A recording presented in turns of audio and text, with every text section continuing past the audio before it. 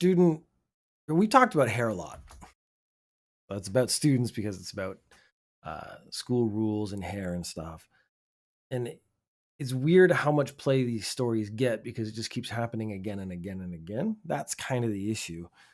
When there's sort of one resolution, like if you are not born with naturally black hair in Japan and the school rules you have black hair, should those students be made to dye their hair? It's sort of a spirit of the law versus the intent of the law, the letter of the law. I've forgotten my idioms now. But always, like, it keeps coming up because there's always a new way to interpret rules that surprises me. And it's because, again, one of the problems with a lot of Japanese rules, this is not necessarily laws, Japanese rules is that they are purposely vague. So there was a graduation, high school graduation was very recently. And a student was told he couldn't sit with his friends because of his hair. He was made to wait on the second floor by himself. And when they called his name, they said, "Don't come downstairs and respond to your name being called." It's actually really disappointing. So he left halfway through the event. So he's like, well, like if I can't participate in the graduation, if I can't actually do the whole thing that I'm supposed to do while I'm here, why stay here? So he left. Now, what was so egregious about his hair? He actually went to a salon the previous day to make sure his hair was sort of tidy. Now, the school rule was that no further than your ears, hygienic and appropriate for high school. So, no further than your ears, that's very specific. So, it has to be shaved sort of above your ears, which I assume would include sort of the nape of your neck has to be clean and all that stuff. We actually saw that, I think it was just last week, with the elite high school where your bangs had to be a certain length. They couldn't touch your eyebrows, but naturally. So, if I push my hair down, I don't have enough hair to actually demonstrate with. If I push my hair down and it touches my eyebrows, that's too long. Where the teachers were abusing that by pulling hair forward. And then at that school, if your hair was inappropriate, you could be expelled. Hygienic, so if he washes his hair, that's taken care of. So it's the appropriate leaves it open because what does that mean? What is appropriate hair? And he went to a salon the day before to get his everything sort of taken care of so it would be appropriate. This kid, he's half Japanese and his father is African American. So he has not an afro per se, but his hair grows out. And so what he thought, what I'll do is I'll go to a salon, I'll take the time and I'll get cornrows so that it's all tight and neat and therefore follows the rules, hygienic and appropriate for school. The teachers, of course, being Japanese teachers, they don't see cornrows very often. So they're like, well, that's not normal. That's not usual. Therefore, that's not appropriate for high school. So you have to go be excluded from your graduation ceremony. You have to go stand up in a room by yourself and just stay there for the entirety of the ceremony. This, like many of the rules, is like the kid was literally trying to follow the rules. Their opinion differed from his because he's like, well, I want my hair to be neat and I don't want to shave it. He went to his father. His father looked up some cornrows. He's like, well, this is what sort of black people do to keep their hair, tight to their head without cutting their hair. So he did that, which is an incredibly appropriate thing to do. He actually went to his dad. He's like, Dad, I want to, do this. Went to a salon, paid probably extra. I know cornrows take forever. So paid extra, took all that time. And then someone's like, nah, I don't like it because I haven't seen it before. Therefore, it's not appropriate. This has caused a bit of a brouhaha. All these rules coming to the forefront and being exposed in this way are causing brouhahas, which is a good thing because really we have to examine, is the rule appropriate? And what does appropriate mean? If you can't keep vague rules and expect people to, attempt to follow the rule, get in trouble for it, and then there would be no backlash. Like, if you want it to be appropriate, you have to explain what appropriate is. Now, I'm betting they're going to say anything that isn't just a standard Japanese haircut with standard Japanese hair is not appropriate. But then you run into the problem of there's just too many mixed kids now. They don't have naturally black hair and they don't have naturally straight hair that falls on their shoulders or whatever, like nor Japanese kids do. Principal had to do a press conference after that. And he said, it's not like the student couldn't attend because he had to go elsewhere, which is almost a nonsensical statement. He couldn't attend because the teachers made him sit in another room. So the teachers enforced this rule. And I just, it's very frustrating because Japan is now kicking and screaming, being forced into modernity. It's being pulled into a modern culture that is now mixed. And it means the rules that were just accepted and given, because if everyone has the same type of hair, these hair rules were very easy to interpret, appropriate, but my hair doesn't do anything. So basically, if I just show up and it's been cut and washed, it's appropriate. Now you got kids who have different hair. Those rules, do they apply? Because now appropriateness is called into question. I think we're going to see a bunch of this, and then it's going to become a case of like, because in the previous story, it was civil rights, human rights is what they were talking about. And you might be like, well, human rights and haircuts, I mean, they seem kind of far away, but no, it's like basic dignity. If you're being forced to go to an educational institution because you have to go to school, and I don't look like everyone else, is that appropriate and acceptable? Well, I'm sorry, in a culture where we're supposed to be accepting of other people's differences, which Japan does claim to be, they really do struggle with that because the reality and the claims are often different. This is going to happen again, and it's going to keep coming up. And the bit I'm enjoying most is it's every single time it comes up, it's surprising me in a new way. So last week was teachers abusing the rules. This week was just a kid with hair they'd not really dealt with before, which goes all the way back to that kid in Osaka who had naturally brown hair, who was forced to dye her hair and then sued the school board. There was one girl who had her hair photoshopped black in the yearbook. We're going to have to start maybe accepting the kids aren't the same, especially as Japan's, honestly, as the population shrinks, you're going to get more mixed kids because immigration is going to make up the difference. And this is the bit that the Japanese government isn't willing to accept. Immigrants are going to come to Japan and fill the rules that aren't being filled by Japanese people. They're going to marry Japanese people. You're going to have more and more mixed kids, which means these rules, now the rule itself, becomes inappropriate.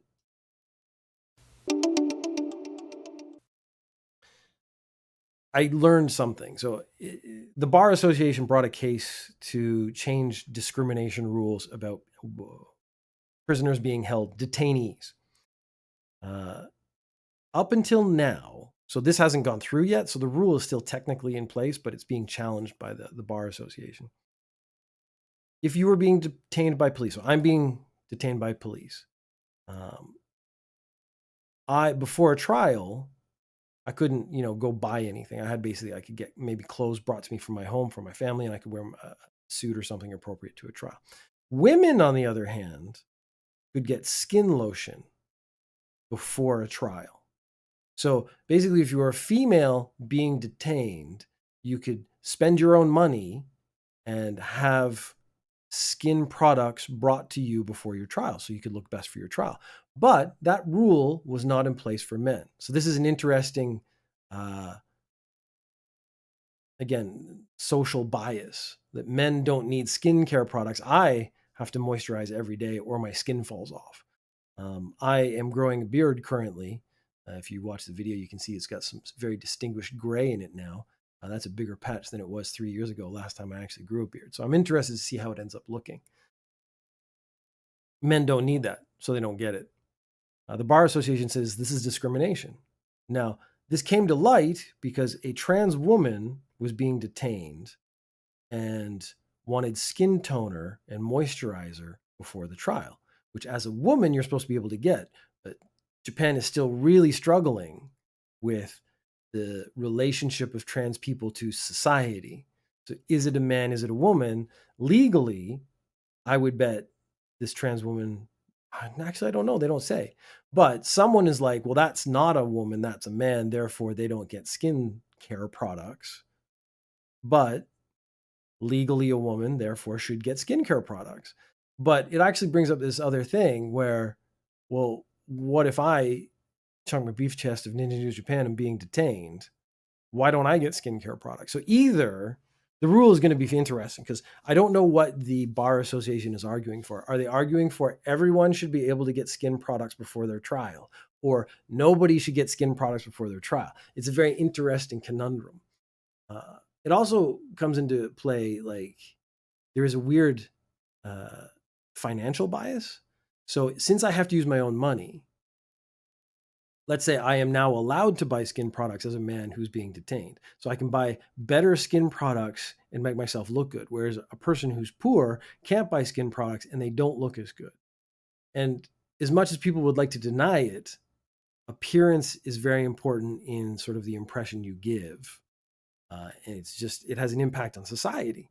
The pretty privilege is a proven fact that the more attractive you are, the easier your life is overall. You get the sort of like more benefits, you get treated better, you get more promotions. Being attractive has benefits. I mean, this is why my life has just been so easy the whole time, because people just look at me, they see sunshine, and they just want more sunshine in their life. So I get everything I want. But the argument could be made that if some people get skin products and other people don't, that's an unfair bias when they go to trial. So either they should argue that skincare products are provided by the government, which I don't think that is a valuable use of taxpayer money, or you can buy skincare products, but it has to be like a set range that everyone can afford, which the rich people would complain about. Donald Trump recently being indicted would be interesting because if he couldn't buy his clear, like spray tan skin toner stuff to make him like as orange as he is, like when he comes out and he's really pale like I am, would that give him more negative or more positive impression is actually the side. But according to the rule, if he was being detained in Japan, because he's been indicted, he's not being detained, but you know what I mean. He wouldn't be able to get the skin thing that he uses to make himself look orange. So he would come out of that prison less orange than when he went in, which is a very interesting concept. It's a very interesting idea of what he would end up looking like. And would that have a positive or negative impact on his trial? Because that's kind of what they're actually arguing for, is that you can't have some people get stuff and other people don't get stuff. Are they going to make it available to everyone? I'm actually interested to see how this plays out. And it's also very interesting that it's a trans woman that set this all in motion. A US report on Japan's human rights, specifically talking about Japanese textbooks. Now, Japanese school boards choose textbooks. This is something that happens in most countries with school curriculums. They tend to choose textbooks that sort of ignore or gloss over Japan's militaristic history. And this has been a complaint from surrounding countries, certainly the ones sort of, you would say, victims to Japanese imperialism. So Korea, China, they always say like your history books are inaccurate. They don't represent what actually happened to people who were under Japanese imperial rule, that kind of stuff. And I think that's pretty legitimate. I think that history books should be sort of as accurate as possible. It's very hard to produce a book. A video I saw the other day, I think it was on TikTok or something, and it was basically young people didn't recognize the swastika because they'd never learned about it in school. They didn't know about World War II. They didn't know about the Nazi Party. They certainly didn't know about Japan's role in World War II and maybe some of the things it did as a member of the Axis powers.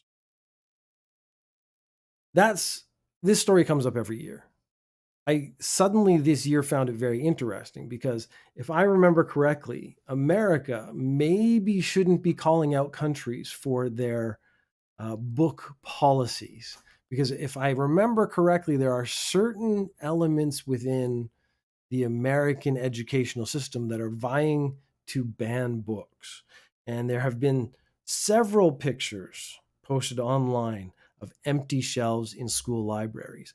And there was another ironic story that because it can't have sex in it, it can't have this in it, it can't have that in it.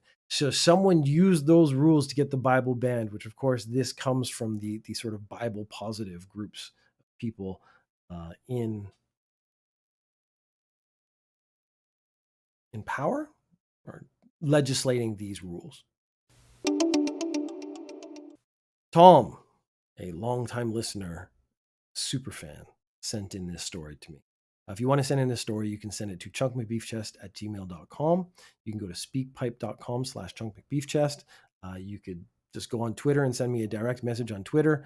I may not get it right away. I only check Twitter once or twice a week. I don't really engage with social media. It's one of the reasons why this is such a small community, is because I don't spread it properly. So maybe this is my call to action moment, which is something I don't normally do. If you enjoy Ninja News Japan, you know someone who enjoys the news, you know someone who's interested in Japan, please recommend Ninja News Japan. You can get it on Spotify. You can get it on your podcast catcher. You can get it on YouTube. It's everywhere. Search for Ninja News Japan. It'll probably come up pretty quick somewhere, somehow. I'd appreciate it. I don't want to spend my time going like and subscribe. That's a joke with me and my friends. But at the same time, I do want the podcast to grow. So if you have someone you know who would be interested in it, please give them a recommendation. And I'm going to stop that because I already feel like I've talked too long about it. But Tom, appreciate the effort. Sent me this. It's Tax Heaven 3000. And it's a visual novel for filling in your US taxes. So if you live in Japan, you still have to fill in your taxes back home. And taxes are difficult, they're complicated. And you're a nerd living in Japan, so you're obviously not engaging with legal documents properly because it doesn't hold your attention. This, by creating it and putting it in visual novel form, will absolutely hold your attention because you have to get through all the steps to create the best relationship with your waifu. The interesting thing, there's multiple endings. So is it like if you try to lie on your taxes, she doesn't like you anymore? Or if you don't declare something properly, your relationship falls apart? And if you do everything right and claim your taxes and you have to pay money back, she's disappointed. But if you do everything right and you get a refund, she loves you more. That's the best ending. I don't know. The actual issue with this is that Tax Heaven 3000 has been removed from Steam. I did enjoy, while I was looking into the game itself, the quote was, let's pay federal taxes while having a romance with my wife. The interesting thing, I think this is a poor translation because a romance with your wife might actually be more appropriate, but I haven't played the game. So maybe I am having a romance with your wife, as in someone else. I'm the person using my taxation sexuality to try to get your wife away from you and into my bed, creating a new exciting situation. But maybe I fail. Maybe that's one of the endings. The reason it was removed from Steam is because, of course, it has to ask to fill in your taxes, very personal information. The phrase is actually in the game, I want to know more about you, such as your social security number. And then, of course, you have to put your social security number into the game. It'll fill out the form for you, which makes sense, but also, can you trust this company to keep your information private? Is it connected? If you play through Steam, it's connected to the internet. Now, because it was removed from Steam, the creator of the game said you can go to the website and download it directly to your computer, which would technically be safer, right? Because you could actually, let's disconnect from the internet. I'll play this visual novel. It'll fill in my taxes, and then I can send in my taxes separately.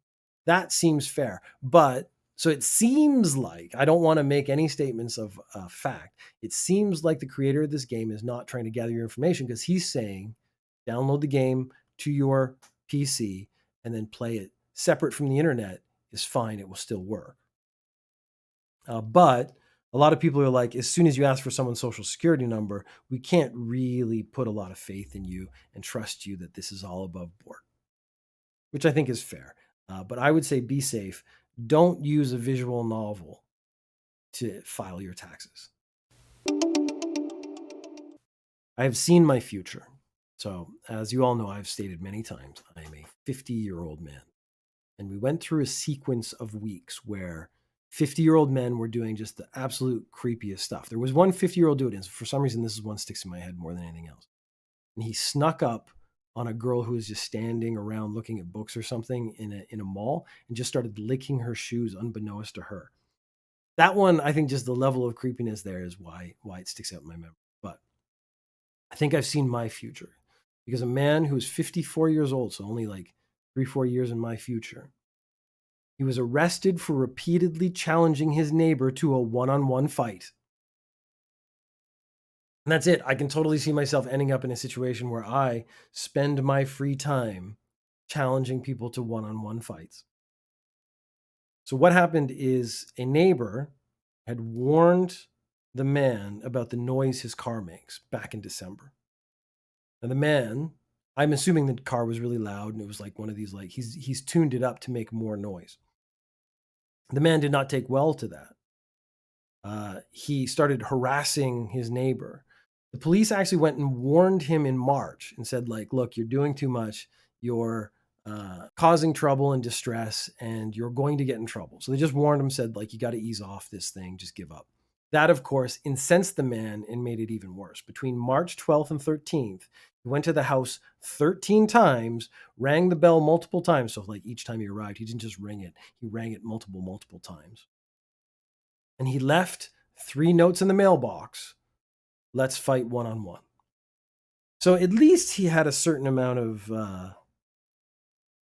old style dueling respect for his neighbor. He's like, you want to, you got this problem?